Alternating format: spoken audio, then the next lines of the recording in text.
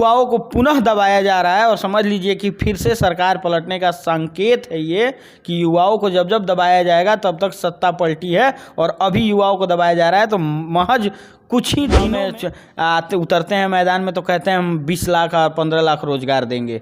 ठीक है, मान लिए अब वही युवा जब अपना हक मांगने आपके पास जाता है तो आप सड़कों पे दौड़ा दौड़ा के लाठी देते हैं। ये कौन सा युवा कर सकता है बताइए। महानवा डुमरी गांव से निकल करके वो लड़का आज पूरे भारत में सच्चाई दिखाने का नाम बन चुका है मनीष कश्यप, और उसको जेल में भेज देना हमको नहीं लगता है उचित है। वैसे लड़के को, वैसे युवा को सम्मानित से कह रहे हैं कि जब जब युवाओं का आवाज़ दबा है, जब जब युवा जेल में गए हैं तब तब सत्ता पलटा है। और इतना विश्वास मान लीजिए कि फिर से सत्ता पलटेगा। चाचा हर बार सीबीआई का रेट जब भी पड़ता है तो चाचा जीरो टॉलरेंस का वादा देते हैं, जीरो टॉलरेंस का नाता दे करके पलटी मारते हैं हर बार।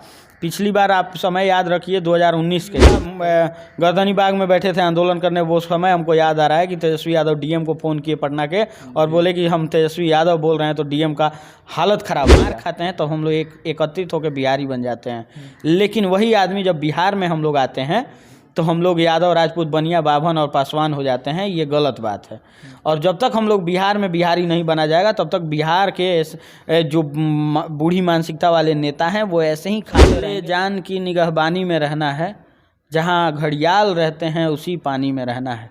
और जब तक सताना है सता लो जुल्मी, बाद में तुझी को परेशानी में रहना है। ये एक शायरी है कि मनीष कश्यप को जिस प्रकार से प्रताड़ित काला झंडा दिखाए थे छपरा में तो हम पे बाइक चोरी और लूट का मुकदमा किया गया था। तो बताइए हम चोर ना चोर हैं ना लुटेरा हैं, लेकिन फिर भी अगर बिहार की सरकार ने हमको हमारी आवाज़ों को दाबने के लिए अगर ये ऐसी मुकदमा करती है तो हमको लगता है कि ये लोकतंत्र की हत्या है। का युवा किसी नरेंद्र मोदी को अपने समर्थन से प्रधानमंत्री बना सकता है, किसी तेजस्वी यादव को अपने समर्थन से उप मुख्यमंत्री बना सकता है, तो हमको लगता है कि वही युवा चाहे तो उनके कुर्सी पे खतरा बन सकते हैं और उनका कुर्सी को उठा के पटना के प्लेटफॉर्म पे पॉर्न चलता है और पटना के प्लेटफॉर्म पे पॉर्न चलता है और बिहार के युवा उसको वर्ल्ड में ट्रेंड करा देते हैं। अब समझिए इस बात को कि इतना ट्रेंड हुआ कि वहाँ की पॉर्न स्टार ट्वीट करती है कि हैशटैग बिहार। आपके साथ विशाल गौरव और अभी मेरे साथ सामाजिक कार्यकर्ता विपुल चौबे जी हैं, जिन्होंने जो एक संगठन भी चलाते हैं जन हुंकार दल।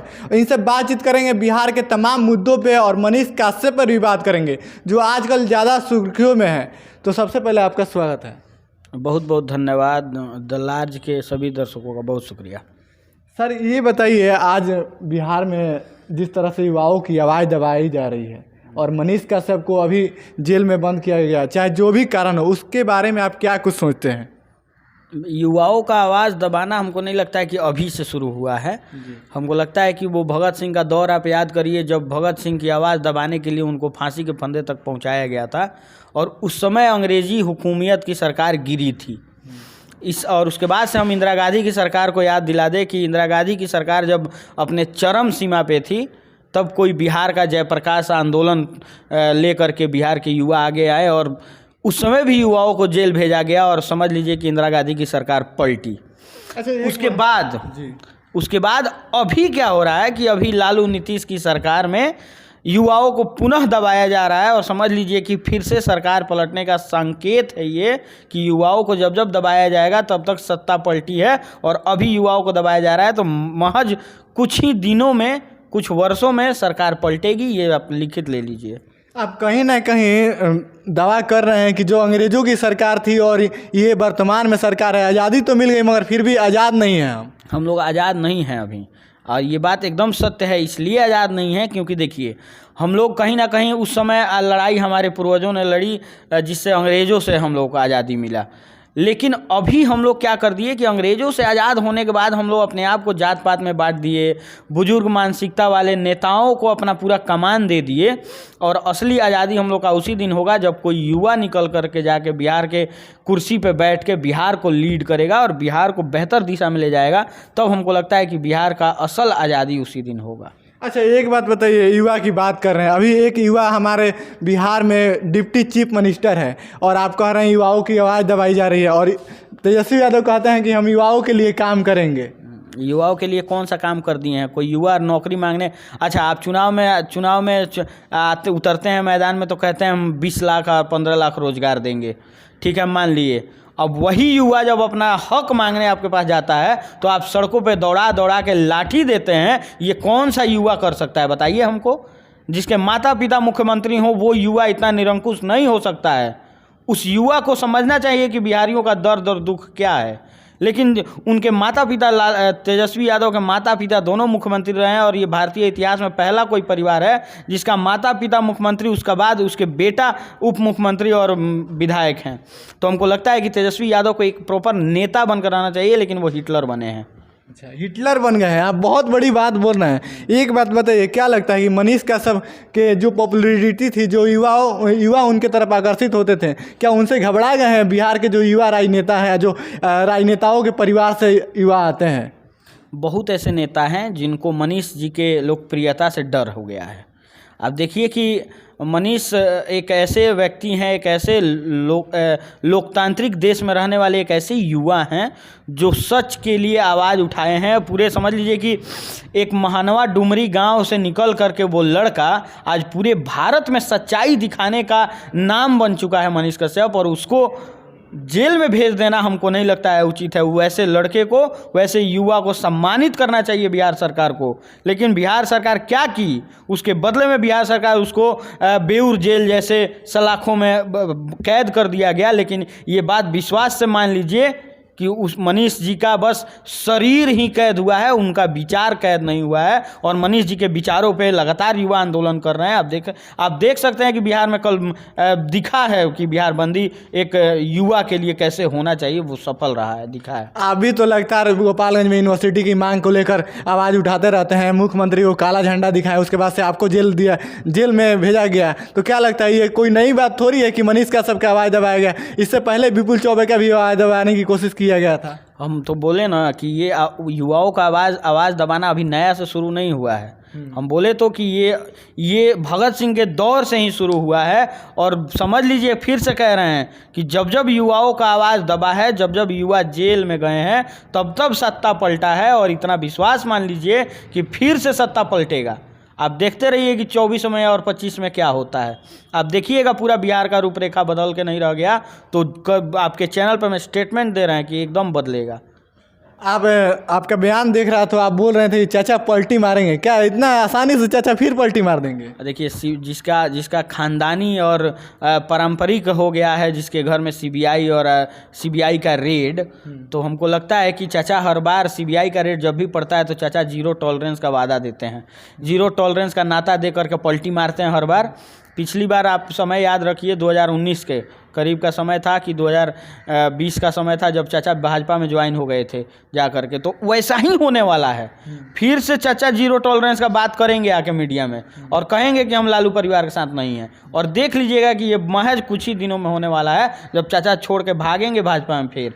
और अगर भाजपा स्वीकार करती है तो भाजपा फिर विरोध झेलेगी। अच्छा, एक बयान काफ़ी ज़्यादा वायरल हुआ था तेजस्वी यादव का। कह रहे थे कि इससे बड़ा बेशर्म मुख्यमंत्री हमने नहीं देखा है।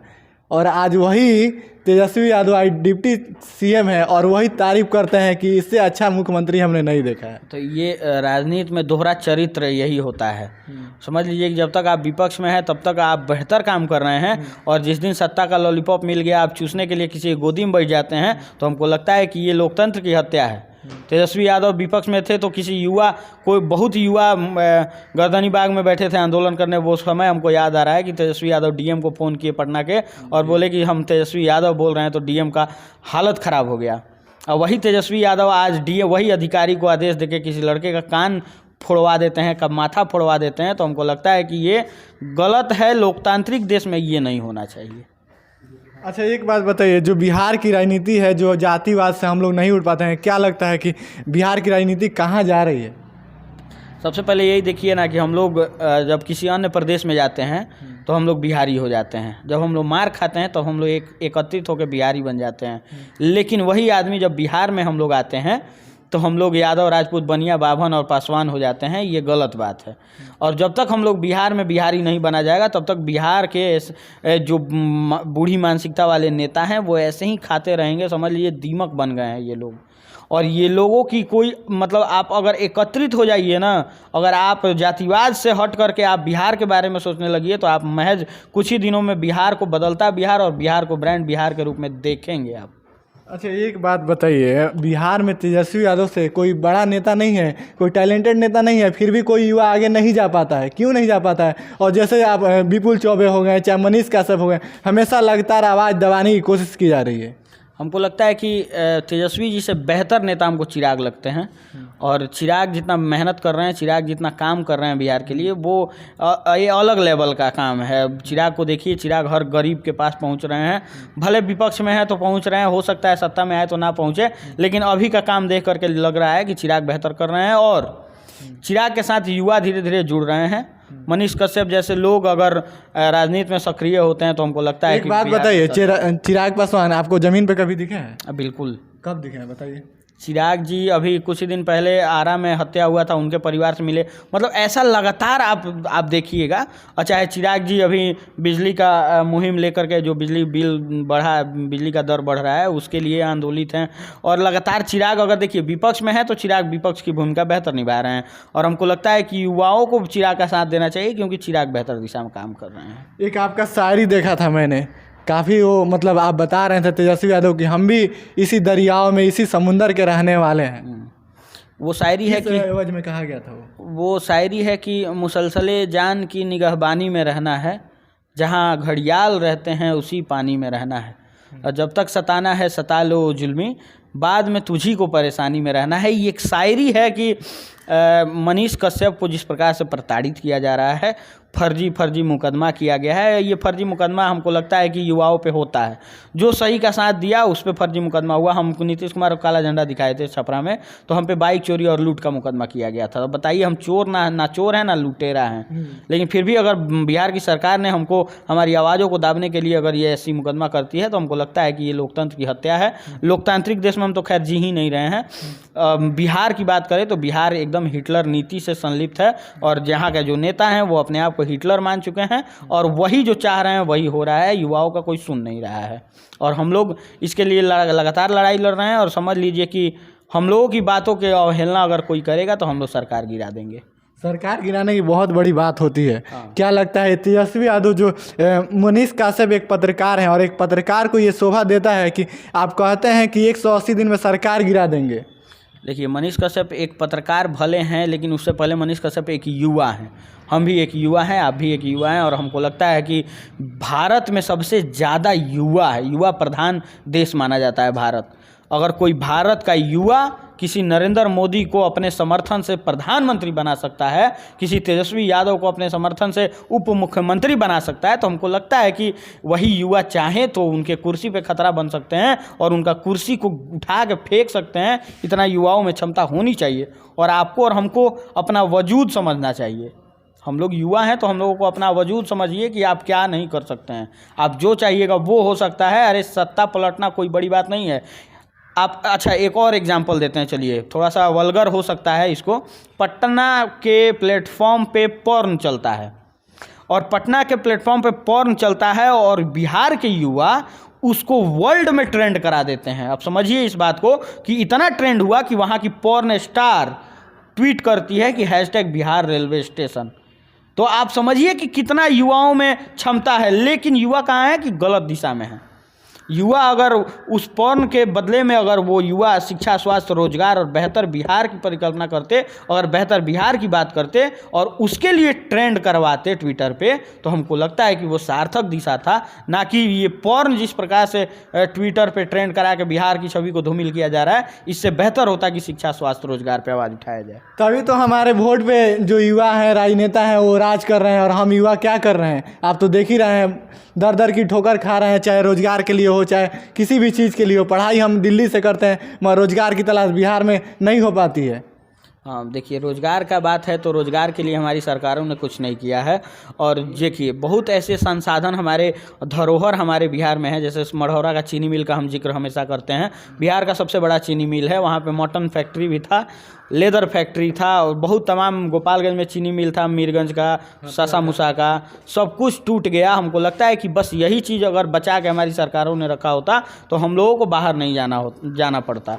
बस यही हुआ कि सरकारों ने हमारी उस चीज़ को इस समय स्क्रैप में काट के बेचा जा रहा है। ये दुर्भाग्य है बिहार के लिए और इसीलिए इस पे बिहारी नहीं बोलते हैं और इसीलिए बिहारी इसकी वजह से बाहर जाते हैं कमाने। और जब तक आप नहीं बोलिएगा तब तक बाहर जाइएगा, इस बात को प्रमाणित रूप से मान लीजिए।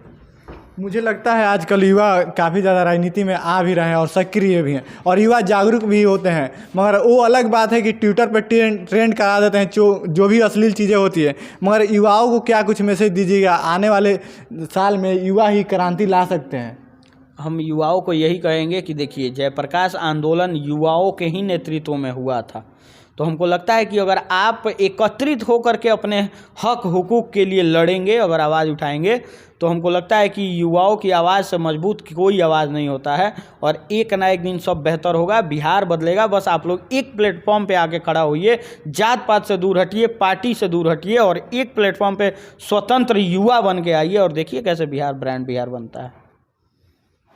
चलिए, हमारे साथ विपुल चौबे जी थे, सामाजिक कार्यकर्ता। इन्होंने तमाम उस मुद्दे पे बात कही जो हमने सवाल किया और इनका साफ तौर पे कहना है कि युवा पॉजिटिव वे में काम करें, अपने लिए काम करें, जाति मजहब से उठ के आगे आएँ और एक तरफा और स्वतंत्र होकर काम करें तो बिहार बिल्कुल बदलेगा।